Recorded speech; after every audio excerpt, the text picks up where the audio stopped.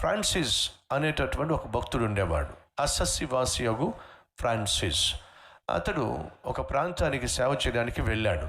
అలా సేవ చేయడానికి వెళ్ళినప్పుడు అక్కడ లెపర్సీతో బాధపడుతున్న చాలామంది రోగులు ఆ ప్రాంతంలో ఉండేవాళ్ళు. వాళ్ళ మధ్య సేవ చేయడానికి ఇతన్ని పంపించారు. కానీ ఇతనికి లెపర్సీ అంటే చాలా భయం.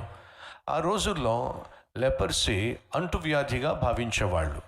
కాబట్టి వాళ్ళతో ఎక్కువ సమయం గడిపిన, వాళ్ళకు దగ్గరగా జీవించిన ఖచ్చితంగా నాకు లెపర్సీ వచ్చేస్తుంది అనే భయం తనలో ఉండేది.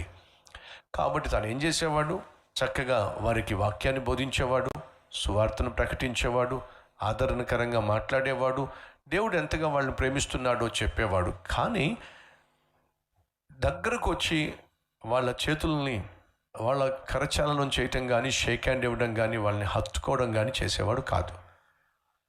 అటువంటి మనస్తత్వం కలిగినటువంటి ఫ్రాన్సిస్ ఒకరోజు పొలంలో నడుచుకుంటూ వెళ్తున్నాడు. ఎదురుగుండా ఒక వ్యక్తి వస్తున్నాడు.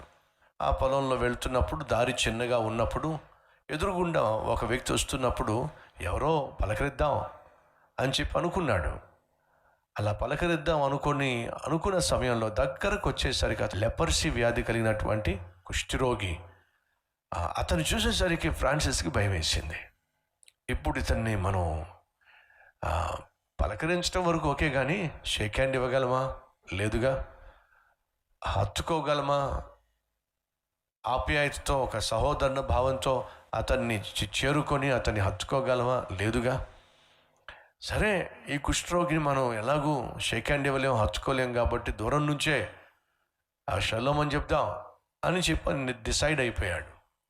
కానీ ఎదురుగుండా వస్తున్న లెపర్సీని చూసి క్రీస్తు ప్రేమను క్రియల్లో చూపించాల్సిన నేనే ఇతన్ని చేరుకోకపోతే, నేనే ఇతన్ని ప్రేమించకపోతే, నేనే ఇతన్ని పట్టించుకోకపోతే, మనసారా నేనే ఇతన్ని హత్తుకోకపోయినట్లయితే ఇంకెవరు హత్తుకుంటారు?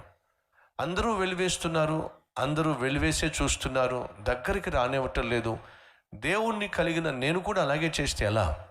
నాకు వాళ్లకు ఏం తేడా ఉంటుంది అనే భావన కలిగి ఏం చేశాడో తెలుసా?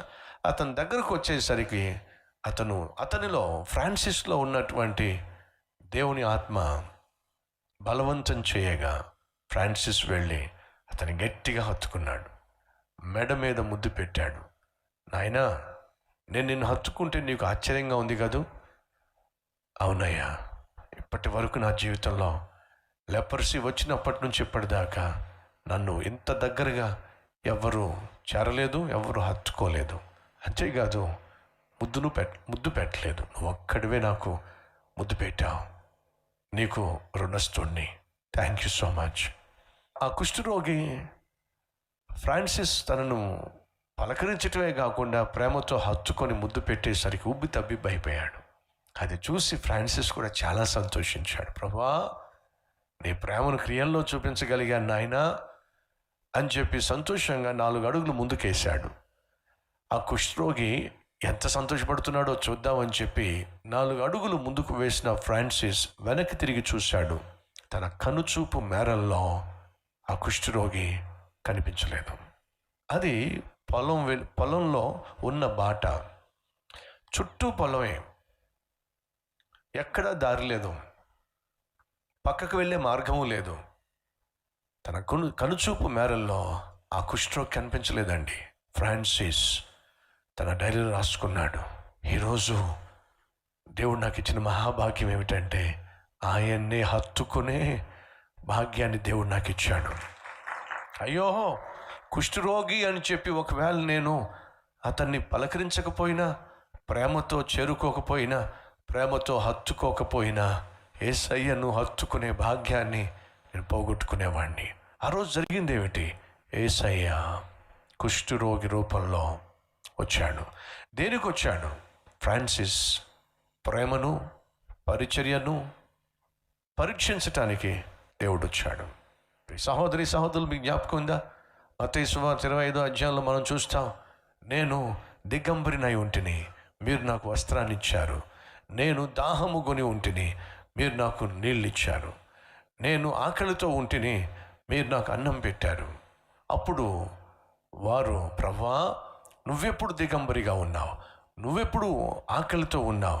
నువ్వెప్పుడు దాహము కొని ఉన్నావు, నువ్వెప్పుడు చెరసాల్లో ఉన్నావు. అప్పుడు దేవుడు అంటాడట, ఈ నా సహోదరులలో మిక్కిలి అల్పమైన వానికి చేసితిరి గనుక మీరు నాకు చేసినట్టే. మిక్కిలి అల్పమైన వానికి మీరు చేశారు.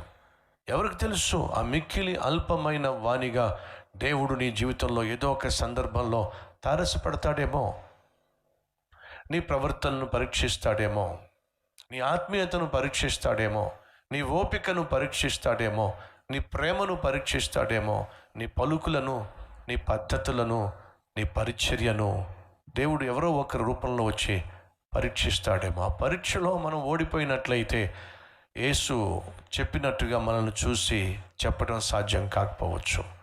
ఈ నా సహోదరులలో ఒకరికి మీరు చేసి తిరిగి కనుక నాకు చేసినట్టే. మరి మనం చేయగలుగుతున్నాం ఆ పరిచర్య?